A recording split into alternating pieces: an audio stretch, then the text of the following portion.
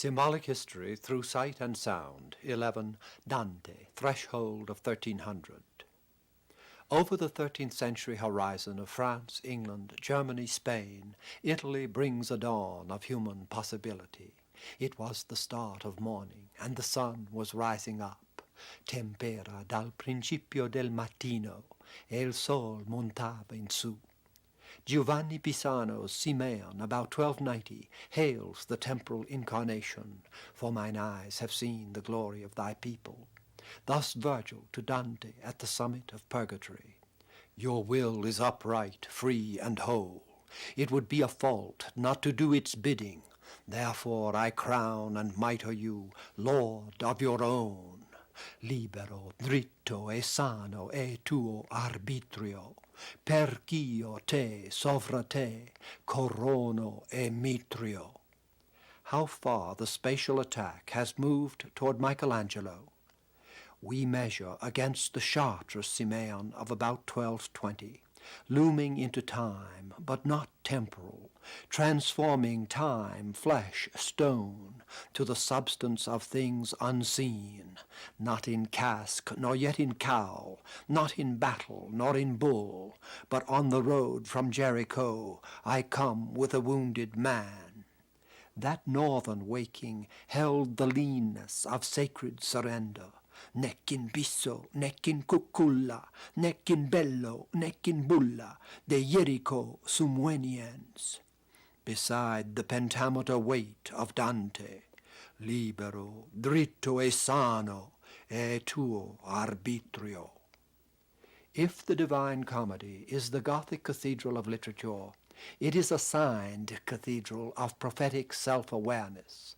Beatrice calls its author by name, Dante, while he says of his book, the sacred poem, to which both heaven and earth have set their hand, so that for many years it has made me lean.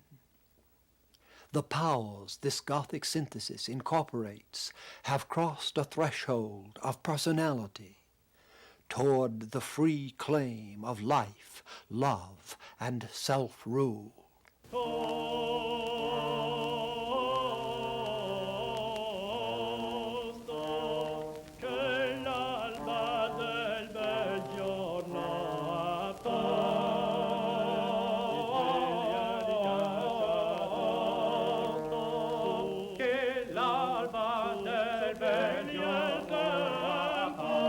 Florence, 1300, Jubilee year of Dante's passage through an eternal place, per luogo eterno, to be told thereafter in the exile which taught him how much the bread of others tastes of salt, and how hard is the going up and down of another's stairs. He begins, nel mezzo del cammin di nostra vita. In the middle of the journey of our life, I found myself in a dark wood, where the true way was lost. What dispensation does this prophet bring to pair him, as he says, with Aeneas, founder of Rome, and Paul, founder of the church, to whom it was also granted to descend and return, if not the poesis of blessing, fulfillment of Joachim de Flores' indwelling spirit, libertà va cercando, he goes searching liberty.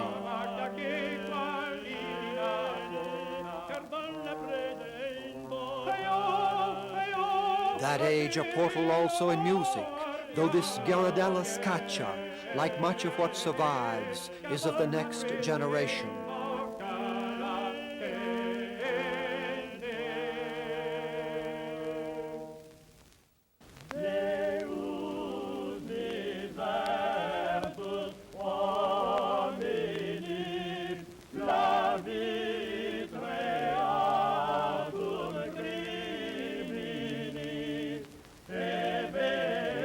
There was as much force, as much ambition in the Cathedral of Notre Dame, but a force differently disposed to the individual and secular.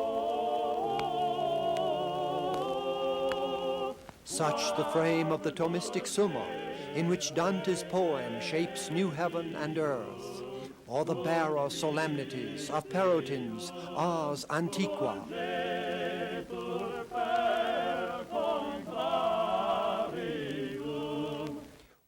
as in the Ars Nova Caccia, spaced canonic entries fill over a trombone ground fifths and triads of massive chords.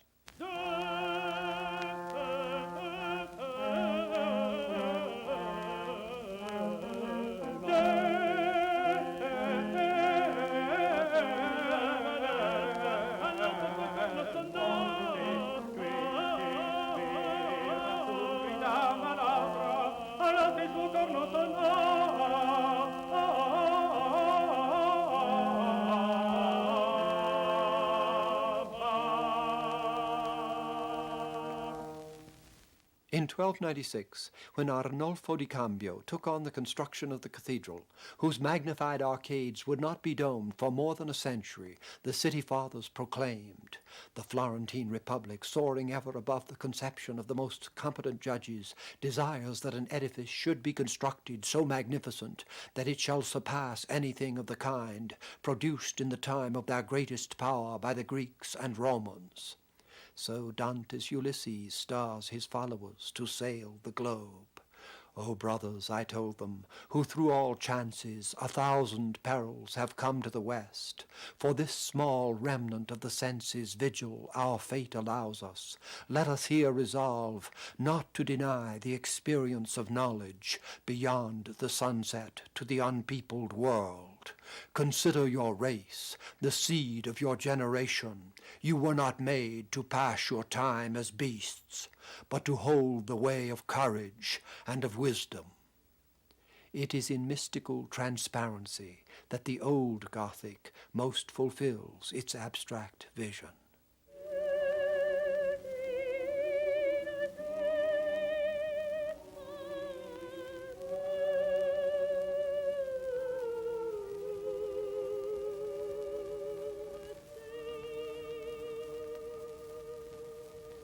A geometry of light Dante applies in his last canto to the Trinity. O luce eterna che solo in te sidi. Eternal light that always self-abiding, self-understanding and self-understood, alone and three in one, burns love and smiling. Te ami e arridi.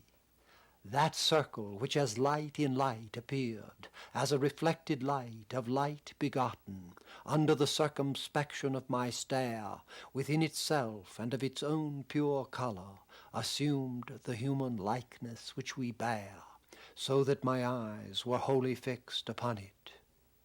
For that symbolic kaleidoscope, the church of Dante's Florence keeps the frescoed walls of Romanesque, but what Giotto paints there summons to impassioned drama.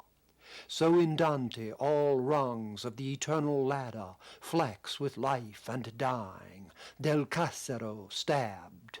I ran to the marsh, and the reeds and mire so tangled me that I fell, and there I saw a lake form on the earth from my own veins. The fate of Pia, in a single line, which Eliot cribbed, Siena mi fe, disfecemi Maremma. So too the descriptive caccias of Giovanni da Cascia, Florentine composer born 5 years after Dante.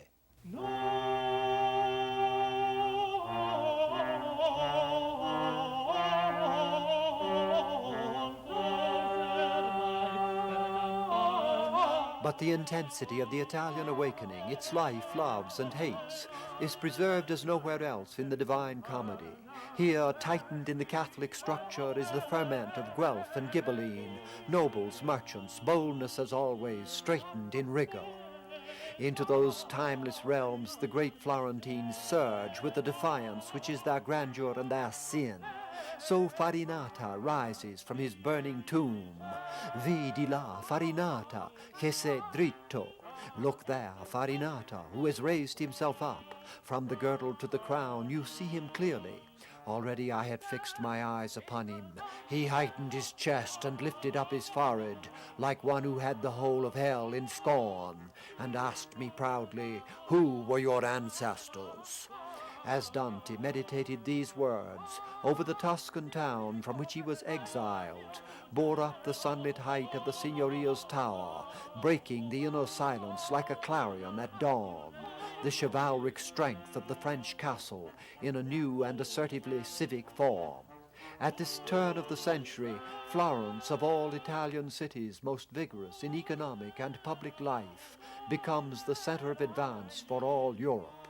The leadership of Paris is broken. We are swept forward as by an eager crowd into the forehall of Renaissance. O mente, che scrivesti ciò ch'io vidi, O thought that wrote all that I saw, here let your nobility be shown. What are the elements of that alchemy? A time X-ray might read them like layers of paint from the robed figures of Cavallini's Judgment, 1293. Cavallini, a Roman who seems to have influenced Giotto and been swayed in turn by the younger genius. They are classical, early Christian, Byzantine, Northern Gothic, Italian rebirth. First, classical.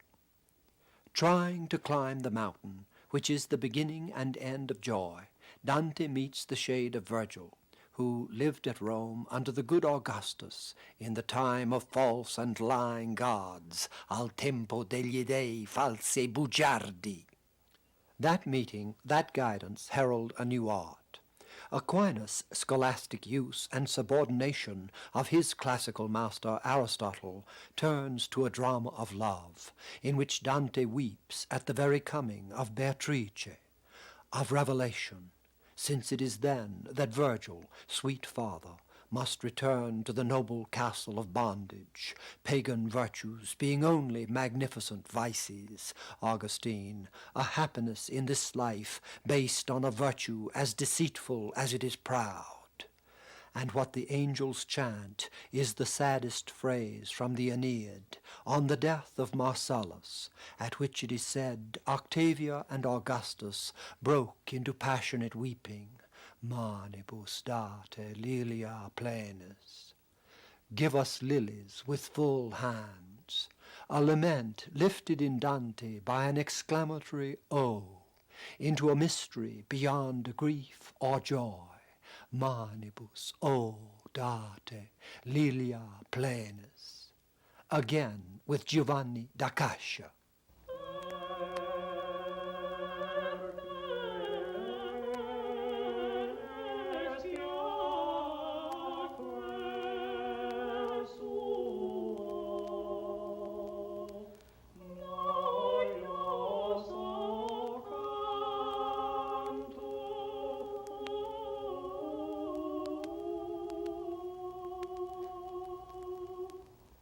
We have been lured by Dante's synthesis through early Christianity, again to the Roman peace, under which the institutions of his world, empire and church, took form.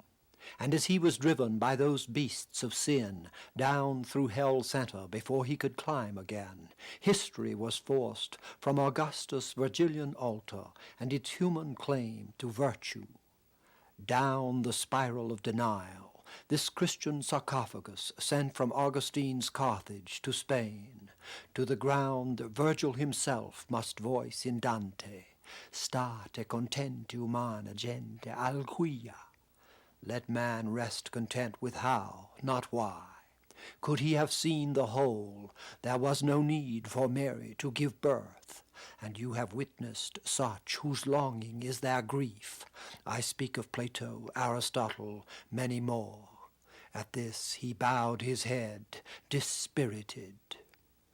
Yet for 3 centuries before Dante, before this Giotto, speculative soul had been pushing up, bold as the Faustian vine described in Paradise 4, while Beatrice smiles, and therefore questioning at the root of truth always puts up a living sprout, whose nature drives us on from height to height. This sprouting, with the Divine Comedy, as with Giotto, gives Gothic an enfleshment so ideal and sensuous.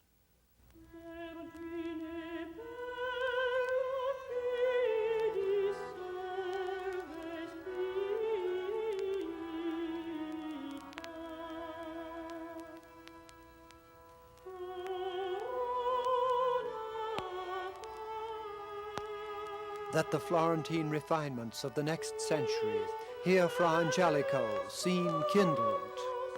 Thus the early work of Dufay, this setting of Petrarch's Vergine Bella, ripens from Italian Ars Nova. In Angelico's symbolic death and assumption, the apostles below close the post and little space of Mary's dime.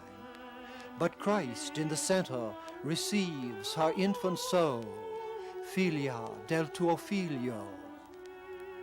While to the right, the raised palm of eternal life points through horizontal closure to the spire of such a flamboyance as everywhere turns the paradiso into living flame.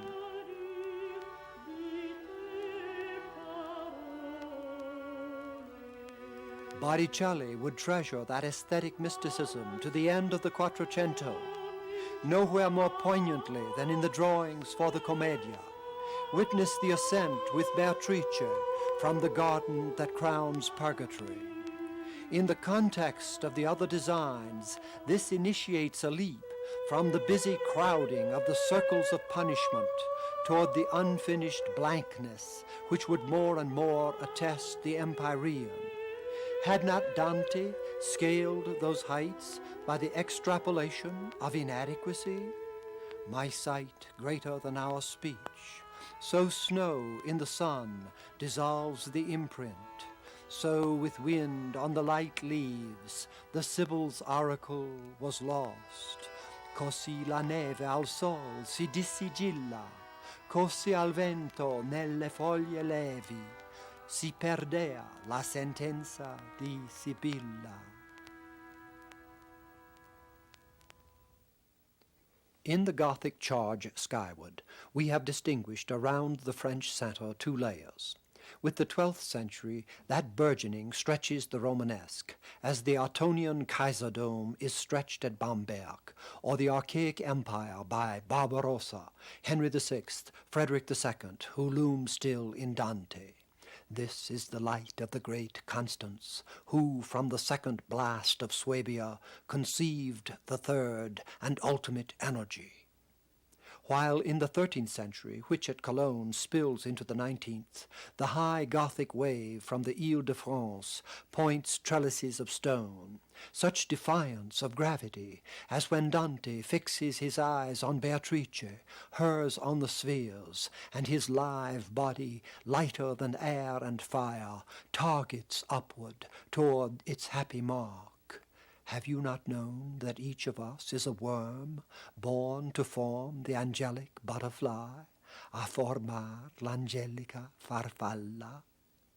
What had intervened was mid-century Paris, an ultimate lux nova, earth in the May morning and Gothic smile, transparent with heavenly sheen.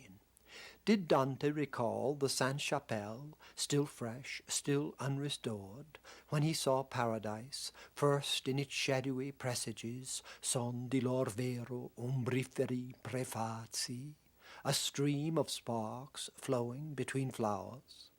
And I saw light in the form of a river of fire between two shores painted with spring's miraculous colors. And from that river fountained living sparks and poured across the banks, and in those flowers immersed themselves like rubies set in gold. He dips his eyes. That flow of God through time gathers to a timeless round. Nel giallo della rosa sempiterna, che si dilata ed ingrata e redole, odor di lode al sol che sempre verna, into the yellow of the eternal rose that dilates and breathes the gracious odor of praise in waves to the sun that always makes it spring, hushed and full of speech, I was drawn. As in all Gothic, the relation to earth is ambiguous. Judgment goes on sounding, from Helinant's Verse de la Morte to the English earth out of earth is wonderfully wrought. Yet earth and heaven brighten together. Sacred motets dance like virelais. Virelais smile angel innocence. In both, triple runs melt with piercing delight into perfect chords. Here, from Adam de la Halle's Les douces regards de Madame. Les doux regards de Madame me fait respirer merci. Dieu garde son genre corps de blâme. Les doux regards de Madame, je ne vis que par Madame plus plaisant de lit. Les doux regards de Madame me fait expirer merci. Compare an Alleluia, where the alle and the luia are pulled apart and stuffed with psalite cum, alle psalite cum luia.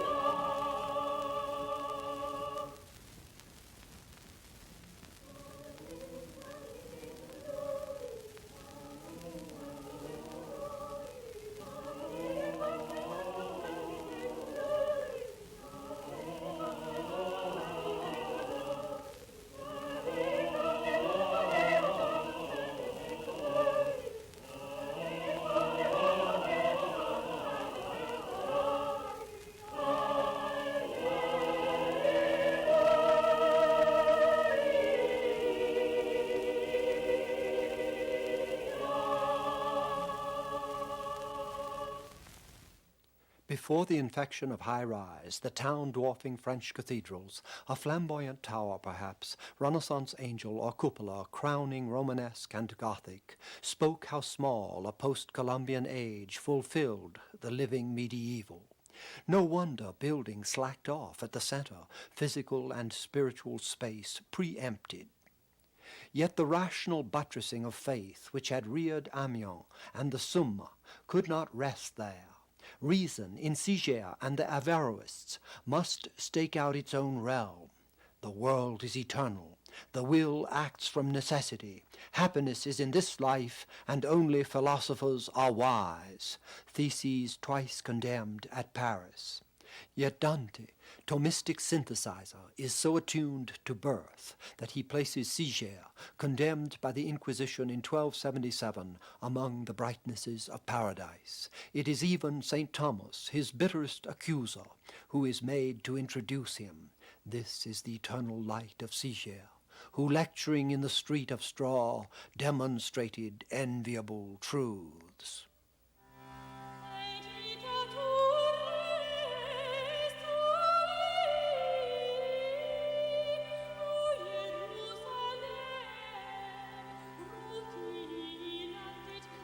Also Joachim de Flores. Dante could hardly omit so arch a special a spirit. Though his everlasting gospel had been variously charged, it had inspired a century of radical mysticism, unorthodox as Siger's radical reason. Its richest art sign is the prophecy of the smile. The master of Naumburg's evangelist wreathes the coming in the warmth of now. So the German deepening of God with us, from the hymns of Joachim's contemporary 12th century Hildegard of Bingen, through Berthold of Regensburg to Meister Eckhart in the time of Dante. There is an agent in the soul, untouched by time and flesh, which proceeds out of the spirit and which remains forever in the spirit and is completely spiritual. In this agent, God is perpetually verdant and flowering with all the joy and glory that is in him. For the now moment in which God made the first man, and the now moment in which I speak, are in God the one and only now.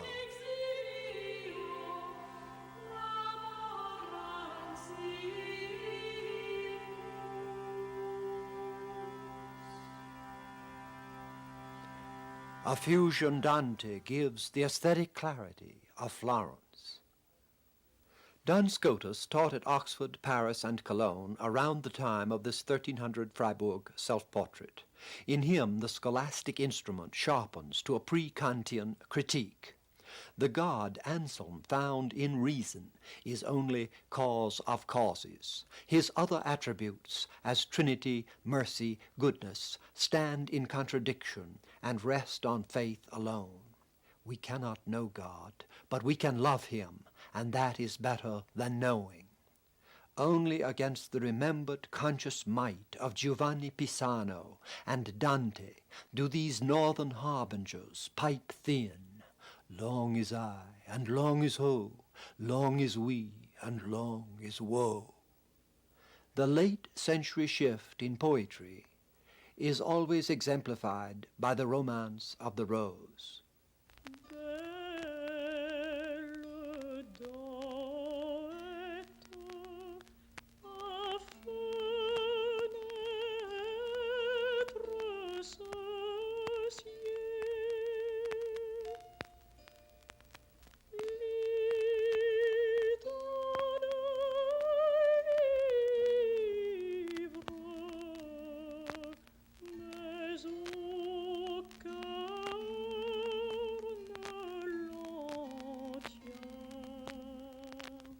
Guillaume de Lorie's 1235 opening has the chivalric mystery which smiles even on the face of this Reims maidservant, or in the songs of the loom, Bella Doetta. And now the wicket of that entry, a maid of grace unlatched for me, roses enwreathed her gold tiara, in her hand she bore a gay mirror. My name, she said, is idleness. I have no care but to live in bliss, to gather garlands and comb and dress. She made me welcome to that place, which was an earthly paradise.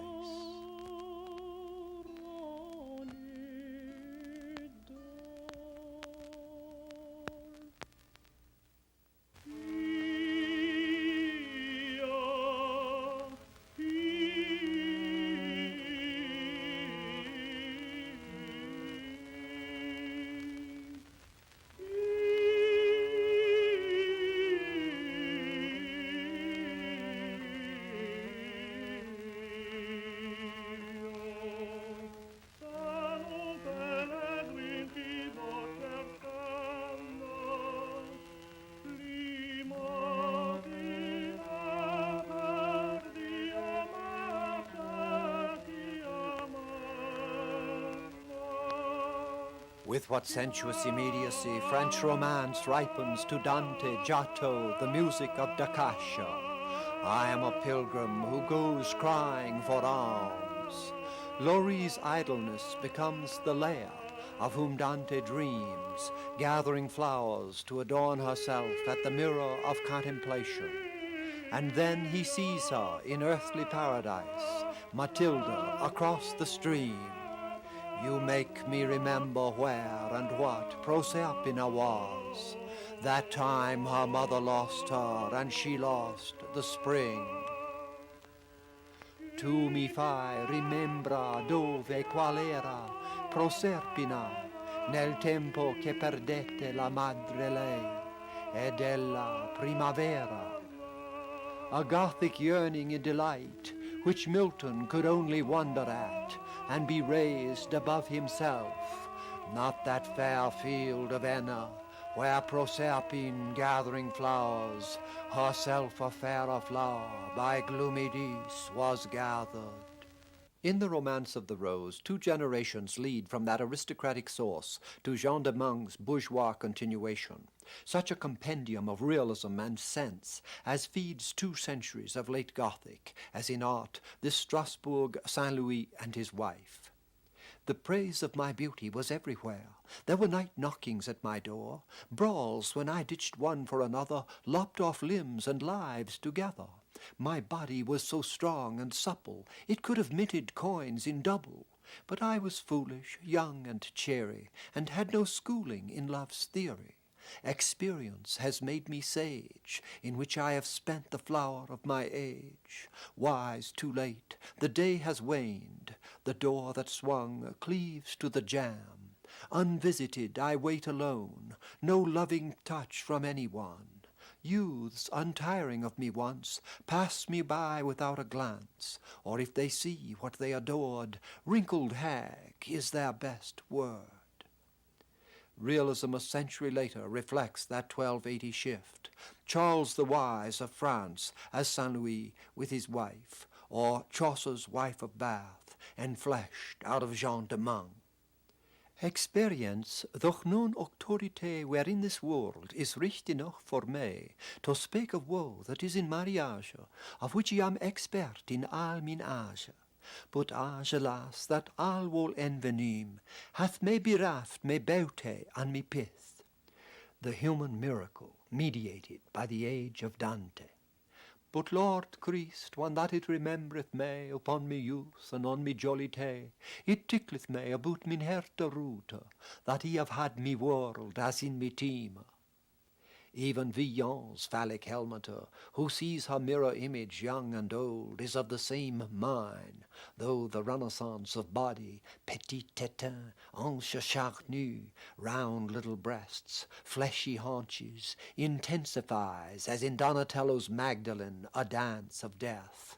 The shoulders humped and ruinous, breasts, alas, quite fallen in, haunches like the breasts, gone lean.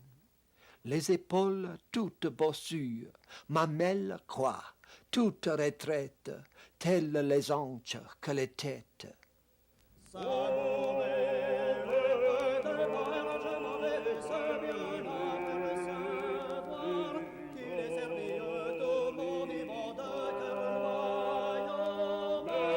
The realism of Strasbourg is a century and a half before Villon's claim and cry of flesh, an eruptive vitality on a cathedral door, where the prince of this world offers the foolish gay virgins an apple in which he grins at the worm, Dante's vermo reo che il mondo fora. Though this humor of damnation is closer to Aucassin's I want to go to hell with the fine ladies and noble lords, or to Chaucer's nest of friars under the devil's tail. Satanas, show forth thine heirs, and let the frères say, where is the nest of frères in this place? The 1300 shift is from sacred incorporation to the release of individual and secular energies in the loosening faith frame. At Strasbourg, virtues sharp-browed as holy virgin satyrs, kings keen as falcons, explore a drama of capricious force, while music in the more complex time divisions of Pierre de Lacroix seems another such heraldic lion reared against residual bonds. It is the northern transition to Ars Nova, the new art, facing which Giovanni Pisano reminds us again of the full dynamic of love in Dante, seed of virtue and vice, amor, sementa in voi d'ogni virtute, ed ogni operazion che merta pene. So Paul and Francesca, born on the dark wind, like doves to the sweet nest. O living creature, gracious and benign, che visitando vai per l'aere perso, noi che tignemmo il mondo di sanguigno. Love took him, love took me, love brought us to one death. Amor, amor, amor. That day we read in it no further.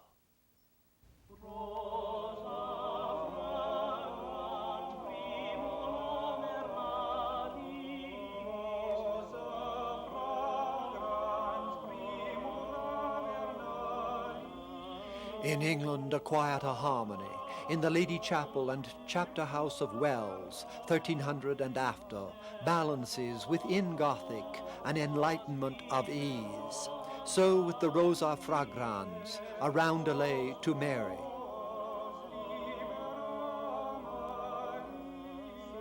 Typical, the perfection of the small wooden-roofed church, the comfort of every parish, where in France small churches mostly ape the large. Chadsley Corbett already implies the well-being and liberal autonomy of the middle, which made Shakespeare's island this blessed plot, this earth, this realm, this England.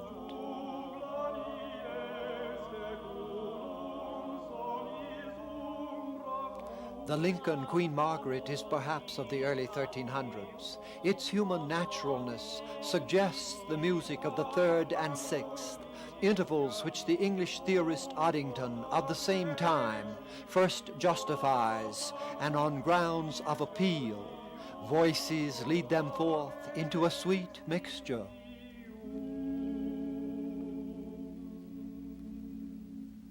Yet this filling in of the human context accepts the old containment. What it would take to break that limitation was a Promethean thrust.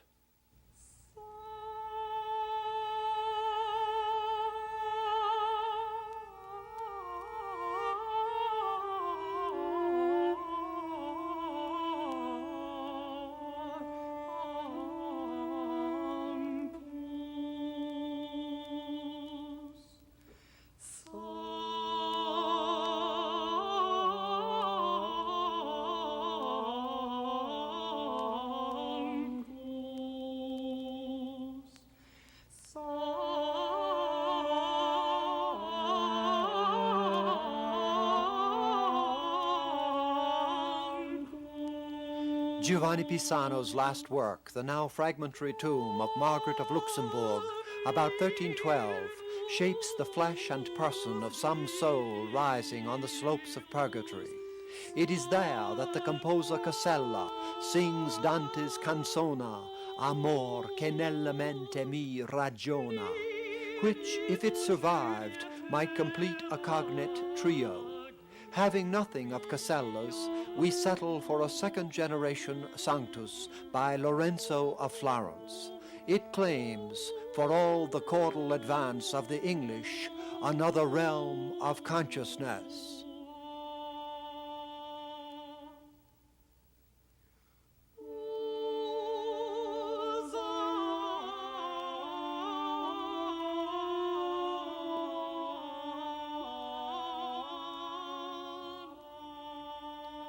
In the Vita Nuova, or New Life, of 1294, Dante tells of his first meeting at the age of 9 with the 8-year-old Beatrice. She appeared clothed in a most noble color, the humble and becoming crimson of the blood, cinctured and adorned in a style suited to her youthful age. At that instant I say truly that the spirit of life which dwells in the most secret chambers of the heart began to tremble with such violence that it appeared fearfully in the remotest pulses, and trembling spoke these words, Ecce Deus fortior me, qui veniens dominabitur mihi. Here is a God stronger than I, who coming shall rule over me.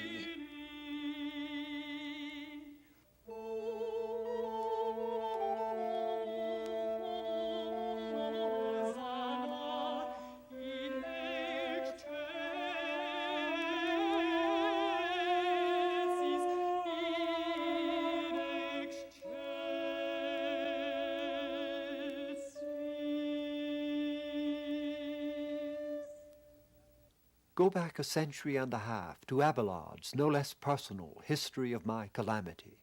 And now, my friend, I'm going to expose to you all my weakness. There was in Paris a young creature, formed in the prodigality of nature, Eloise. I saw her, I loved her. We were united first in the dwelling that sheltered our love, and then in the hearts that burned within us. That earlier love was broken on the rack and wheel of medieval contempt of the world, appearing as profane, self-condemning fire. Whereas in Dante, personal love is sacredly affirmed. As he promised in the Vita Nuova, Beatrice is glorified as no other woman, both holy wisdom and the smiling actuality of a remembered love. Garlanded with olive over a white veil, my lady appeared to me, a brightness clothed under a green mantle in the colour of living flame. And my spirit, which for a long time now had not been overcome with such an awe, trembling and speechless as before in her presence, of its first love, again felt all the power. Where Abelard, if the letters are his, wrote to Eloise, I satisfied my wretched desires in thee. Weep for thy Saviour, not for thy seducer, for thy Redeemer, not for thy defiler. Of course, the incorporation of earthly beauty had already begun in the 12th century and would be the flame of Gothic. It is Peter the Venerable who, taking Abelard's body to Eloise, opens paradise to their love. Thus, dear and venerable sister in God, him to whom you were united after your tie in the flesh by the better and stronger bond of divine love, the Lord now takes in your stead, or as another you, and warms in his bosom for the day of his coming, to restore him to you by his grace.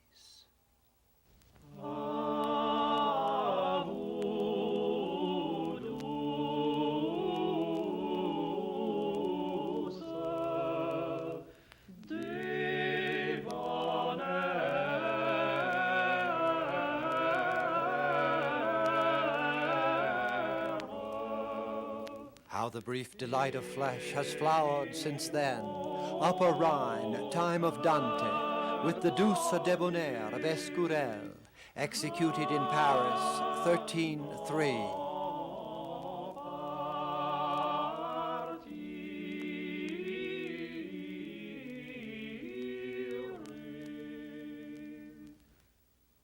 Most of all in Italy, beauty was sanctified, as by Guido Guinicelli, who in the canzone Dante echoes, Al cor gentil ripara sempre amore, when demanded of the old god, by what idolatry did you take vain love for me, answers, no fault of mine, if you gave love your semblance. What had prepared for that tender enactment? In this Noli Me Tangere, by Duccio, 1308-11, the flame of Gothic line penetrates the Byzantine. That Byzantine which, spread from its Eastern revival over Italy, gives the new art an immediate, dark age ground, an unleavened weight, 2 centuries in France had almost smiled away. Ascetic base for the high seriousness Arnold praised in Dante. I saw this threshing floor that frets our hearts, stretched from the high hills to the river's mouth. While from the 11th century down, the Romanesque birth in Pisa and Florence had reached for the proportions of Renaissance, as if to arrive there without Gothic intervention. So the Badia of Fiesole, or San Miniato al Monte, or the Baptistery, where Dante says he broke a font to save one drowning, nel mio bel San Giovanni, from the Florence of his great-grandfather Cacciaguida, when the wealthy, Paradise 15, were content with bare leather, and their women folk with spindle and thread. But the French tutelage had already begun. It was from Abelard that Arnold of Brescia took the passion which roused Rome, and St. Francis had, as it were, St. Bernard for stern father, and for romance mother, troubadour song. That so individual a love should have been chartered by the Church, rather than being pushed like his followers into heresy, was a miracle requiring the explanation of Innocent III's dream, as Giotto would paint it a century later, of Francis holding up the tottering church. In the art of St. Francis' own time, Antelami, also swayed from Provence, shows such worship of the natural as Francis in his far-reaching free-verse hymn. Altissimo, omnipotente, bon Signore. Be praised, O Lord, with all of these thy creatures. First of all, for our noble brother the sun, who lightens the day here about us. He is fair and bright with rare splendor, and stands for a sign, most high, of thy dominion. Be praised, O Lord, for sister moon and the stars, for our brother the cool wind, and airs moist and serene, and all weathers, the sustenance and nurture of thy creatures. Be praised, O Lord, in gentle sister water, who is helpful and kind, and very clean and comely. Be praised, O Lord, in swift brother fire, by whom the night is beautified and brightened, and he is lusty and red, and strong and jocund. Be praised, O Lord, in our sister Mother Earth, who bears nourishing fruits and coloured flowers and simples. Be praised, O Lord, for our sister the death of the body, and may we serve thee in the bonds of meekness. The rebirth counterpole was Frederick II's revival of Rome, which founded the modern state. Here is his answer to papal calumny. Let those who shrink from my support have the shame as well as the galling burden of slavery. Before this generation and the generations to come, I will have the glory of resisting this tyranny. This bust from his destroyed triumphal arch is probably of Piero della Vigna, who appears among the suicides in Dante's Hell. I held both keys of Frederick's heart, but the whole attempt was hounded into hell by the winds of a bleak season, such as blow even in the statuary, no direct road to antique recovery. The Mirror of Perfection tells us that Francis wished to supplicate Frederick, for the love of God and me, to make a special law that no man should take or kill our sisters the larks, nor do them any harm. Likewise that all the podestas, or mayors of towns, and the lords of castles and villages should require men every year on Christmas Day to throw grain outside the cities and castles, that our sisters the larks and other birds may have something to eat. Curious if the supplicant had come a few years later, when Frederick was lopping the hands and feet off certain papal messengers. In the faith grip, gentle Francis, emaciated with fever and fasting, is stigmatized on the rock hill by the seraph of fire, while enlightened Frederick, accused Antichrist, rages at the clergy, slaves to the world, drunk with self-indulgence. Yet it was from Frederick's court in Apulia that poetic currents flowed to Tuscany, and that Nicola Pisano brought the massive Roman sarcophagus style of the 1260 Pisa pulpit, another premature and perhaps abortive lunge at Renaissance. Romanesque Byzantine and revived classic are here. The missing element is Gothic. All over northern Europe that quest was finding its way, in the Master of Naumburg about the same year, by the German genius for observation, while the marble forms of Nicola Pisano reach for the stateliness of an unknown future, to fall back in mannered grandeur to the unthawed weight of Dark Age Rome, nobly stillborn. France burned with the art that could thaw, the love that could give them life. In the immediate grace of this melting, the smile runs through cheek, arms, hand, every fold of the robe. Imagine a chemistry by which that spark could be poured through the hollow fullness of the Father, Nicola. See it slide, gleaming, into solution there. The shapes stretch themselves, swirl, and become those of the Son, Giovanni, in the other pulpit of 13:2 to 11, where the smile wreathes the body in sensuous flame.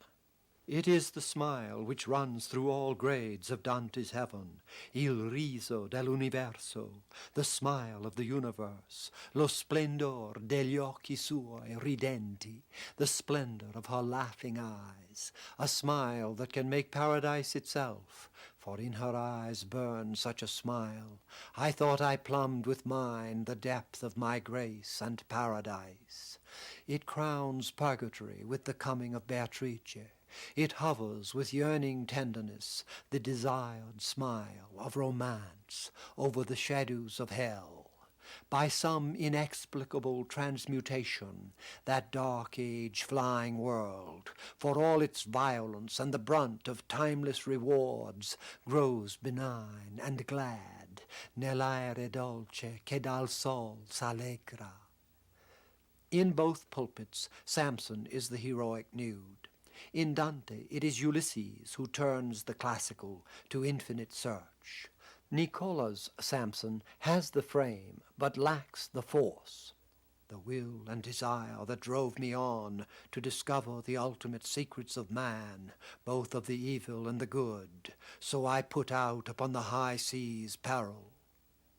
We set our vessel's stern against the morning, and of our oars made wings for the mad flight, always a little on the left hand gaining. Already night saw all the stars that circle the other pole, and our own dropped so low it did not rise above the ocean floor. 5 times the light that waxes under the moon was kindled and was quenched, since first we entered the ocean guarded by the pillared pass, when there appeared before our eyes a mountain, brown with the distance, and it seemed so high that I had never witnessed such another, and we were glad, but gladness turned to grief. For out of the new land came a great whirlwind, and on the forepart of the vessel beat. 3 times it made it whirl with all the water. On the 4th the poop went up, and the prow went down, and the sea closed over us, as it pleased another. Hemmed in the allegory where that mountain is purgatory, not open but to grace, what sweeps through the passage like wind in the sails is a paean to the reckless voyage, il folle volo. And Giovanni's Samson Hercules, for all his Gothic rib-cage, has the talk Michelangelo was to learn from. Though what art can loom like the Nova Terra over the round of water, una montagna, bruna per la distanza. As Byzantine broke to Gothic passion, there arose in Umbria, 1259, a frenzy of penitential flagellants, a mania of atonement, in which Jacopone da Todi, a lawyer whose wife had been crushed under a scaffold, went smeared with tar and feathers like a beast on all fours, lived to compose the Stabat Mater Dolorosa, Juxta Crucem Lacrimosa.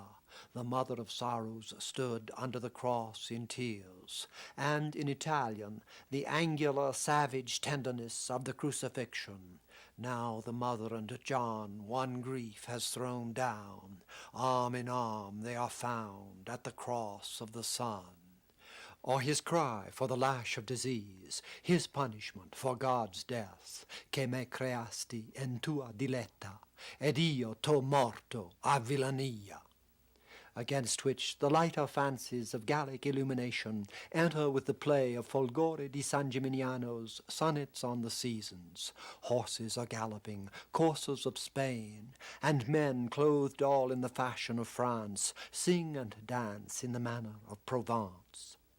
The Italian feat is to blend in 2 generations those 3 style currents, Romanesque Byzantine, the Gothic wave, classical revival.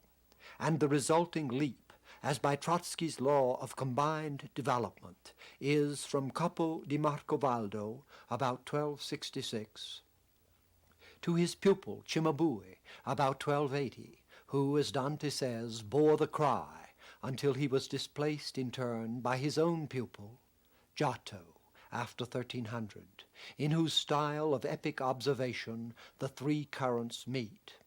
As in Giovanni Pisano, but with more calm, The very fabric of longing smiles, lassù di sopra, in la vita serena, up there, in the serene life.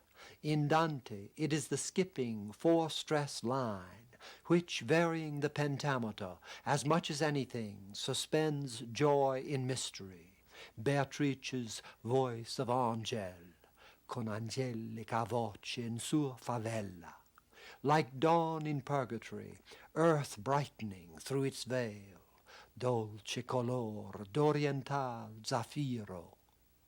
The sweet color of oriental sapphire that gathered in the serene face of the skies, pure from the center even to the first circle, restored forgotten gladness to my eyes as soon as I had come from the dead vapor that had afflicted both my sight and heart. The beautiful planet that gives love comfort, veiling the fishes that came in her train, was shimmering all the east with laughter. I looked where dawn was vanquishing the grey breath of morning, and as it fled before her, I took far off the trembling of the sea.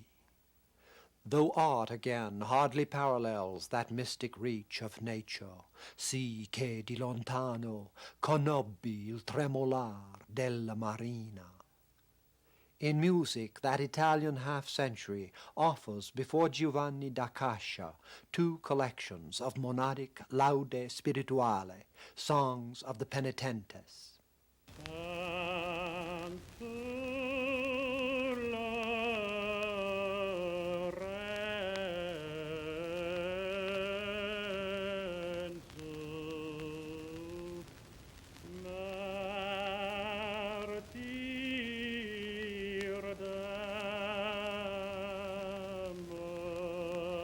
Curious that the earliest recorded, called 13th century, St. Lawrence, Martyr of Love, is rendered by Tinea as with Byzantine and early Gothic affinities.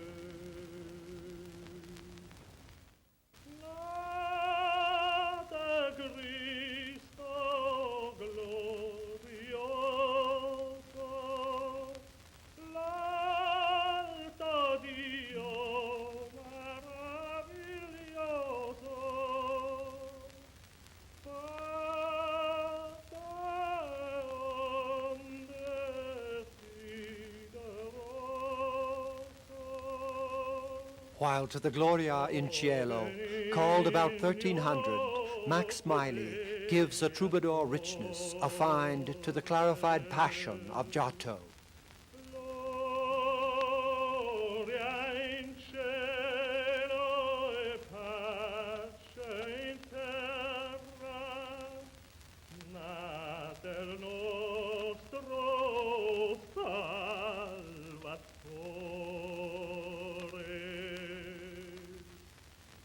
Assisi was the crucible of the Giotto elixir. This upper church, vaulted by the mid-13th century, witnessed one of the great creative ferments of history. Cimabue was in charge. Artists came from all over Italy. Attributions remain in doubt. This Abraham and Isaac has been called Cimabue, Roman, Sienese, but no one could dispute the force with which Gothic penetrates the symbol world of Byzantine, wrenching it from the timeless to the enormous drama of time. In that circle of Cimabue, the painters of the rising generation were formed. It is likely that Duccio was there, and this Abraham and the Angels detail has been called his earliest work. As in his last, he stresses 2 elements of the alchemy, refining Gothic line in a solemnity of Byzantine.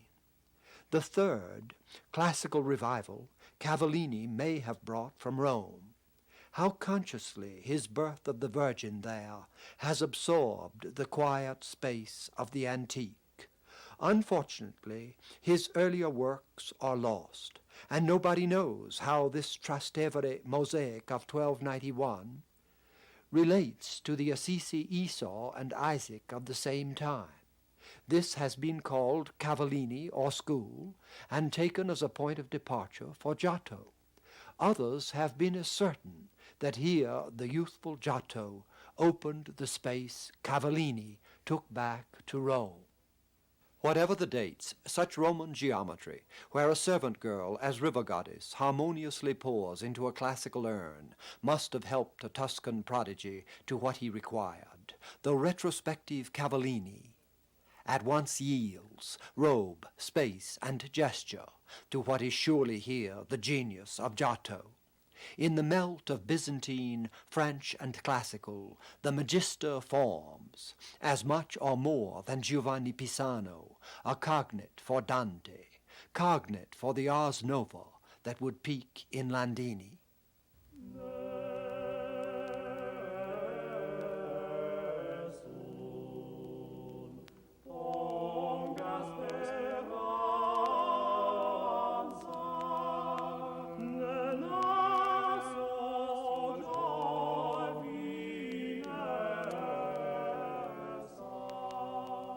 In this face of the blind Isaac, the trans-realities of earth and spirit coruscate like that dawn on the shore of purgatory for which we had no parallel. In such light Cato had just appeared, long his beard and streaked with white, and his hair the same, and the rays of the four holy stars glowed on his face as if the sun were before him.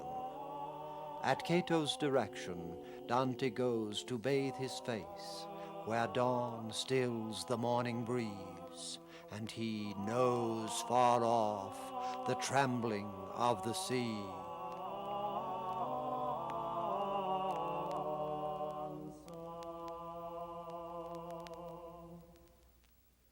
Giotto's masterpiece is the Arena Chapel in Padua, from the time of Dante's first banished wanderings. Like the Divine Comedy, it is a numbered Gothic synthesis, 3 within 3. Above, an empyrean of stars with gold medallion saints and Mary. Below, in monochrome, virtues and vices, allegorical powers of this world. Between, 3 rows of the coming. Christ's ancestry, his incarnation and life to the betrayal, his passion and resurrection to the descent of the Holy Spirit. On the end wall, opposite the altar, judgment turns time to eternity. Small scenes under justice and injustice carve their actuality in the life of man. The bad, as always, stronger, that raped Italy of Dante's Sordello, hostile of sorrows, aye, serve Italia di dolore ostello. In such a plan, the life of Christ requires its Old Testament correspondences. They occupy small windows between the large. Upper left, Moses strikes water from the rock, prototype of Cana, where Christ turns water into wine, while the creation of Adam looks to the next scene, not shown, of Lazarus raised from the dead. Below, Jonah into the whale marks Christ's death, the Lion of Judah breathing life into the cubs, his harrowing of hell. As in Dante, tragic energies are gripped in the theological frame. A solis ortu, usque ad occidum. The 9th century stripped field of the blind world and faith in God did not give earth the dignity for tragic pain, even in the lament for Charlemagne. When Dante's fortune, beyond the intervention of human intelligence, turns her wheel and rejoices in bliss, we do not question, we accept. As Beatrice says, for our justice to appear injustice to mortal eyes is an argument of faith and not of heresy. But against that dark age resignation comes the surge of giant characters whose pride and pain are no longer to be chanted over with the rest of a universe of fallen vanity.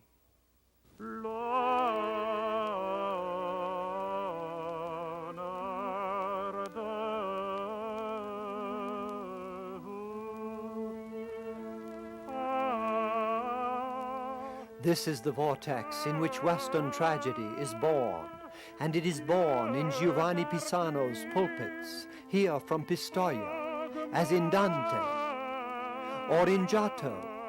It is born in Ars Nova, Guillaume de Machaut, though in germ, suspended in the bare fifths of resolving creed.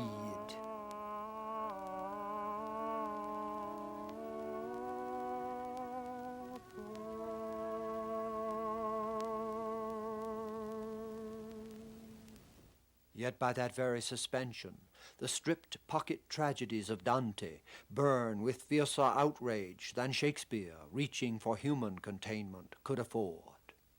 In the 33rd canto of Hell, Count Ugolino, gnawing the skull of Ruggiero, who had imprisoned him with his children, speaks. There is a narrow opening in the tower, called since we were there by hunger's name, in which it seems that other men must suffer. Through that crevice I had seen wax and wane more moons than few, before the veil of the future was rifted for me in a terrible dream. When I awoke in the dark before the dawn, I heard those of my sons who were with me there, crying out in their sleep, calling for bread. You are hard indeed if you do not shudder, seeing what I foresaw. If you cannot weep at this, how will you ever weep for another? We were all awake now, and the hour drew near at which our food was brought us by the jailer, and by his dream each was inclined to fear. And then I heard them nailing up the issue of the horrible tower, and without a word I sat and looked into my children's faces. I did not weep. No, I had turned to stone. They wept, and little Anselm said, "Father, why do you look so? What is it they have done?" And still that day and all the night following, I did not weep nor answer them at all, until the sun brought earth another dawning.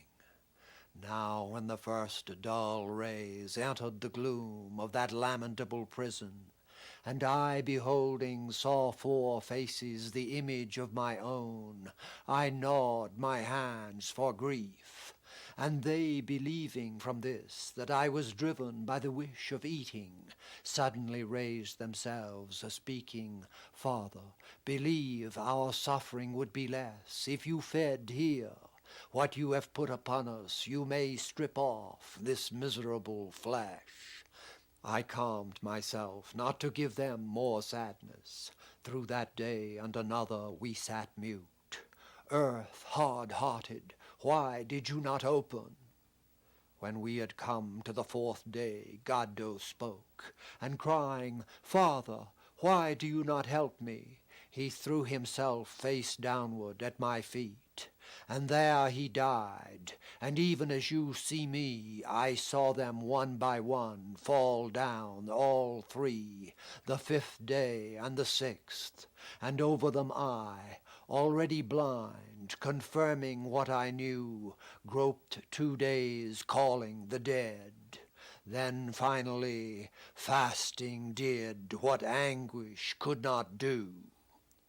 He turned his eyes in when this speech was done, and fastened his teeth again on the torn skull, that was strong as a dog's, ravening at the bone. Giotto's gaze of Christ, enfolded in the jealous robe, against that of Judas, a peak of concentration in all art. Would you betray the Son of Man with a kiss? One can no more neglect in Dante the grip of the faith frame than the vast humanity released there. By that humanity, indeed, the frame itself is daringly transformed. 2 facades, 2 late Gothic containments, both centered about 1300. In the north, Strasbourg, the energized ascent of Erwin von Steinbach. Here, Siena, where Gothic went down into the sun-wreathed slopes of the south to elaborate as a conscious work of art its temporal relations. From those facade designs contrasting heads, a Strasbourg prophet, as if the medieval had gathered its new life for some pre-Lutheran warning. About 1300, the strawberry song, He for do wir Kinder waren. Picking berries on that ground, we were marred with stains like wounds. A child walked deep in the grass. In fear we heard his cry of loss. Children, beware, the snake is here. He has bit our own playfair. That wound, they say, will never heal. He is accursed and will be still. Did you know 5 virgins delayed so long in the meadow where they played, that the bridegroom closed the hall? For all their plaint and call, the bailiff stripped them of their bright gowns, and left them naked to their wounds. From Siena, the Giovanni Pisano Simeon, where we began. So Dante humanized the way of salvation. It is from the great image of man in Crete that the stream of hell suffering flows, which, Felix culpa, the snake reared in the desert, the new Adam from the old, becomes the pilgrim's road to the highest good, in the flesh to see God, that ring of light which bears the image of a man. As Langland follows Dante, I never saw Christ in truth, but as myself in a mirror. There is the incarnate mystery. To be God and man is not to be half and half, but absolutely both, each validated by its opposite. So with the Dante of faith and reason, humility and daring. The venture of indwelling spirit, by which Virgil commands, with Joachim de Flores, be your own pope and king, is not impaired by the purging discipline at the summit of which it stands.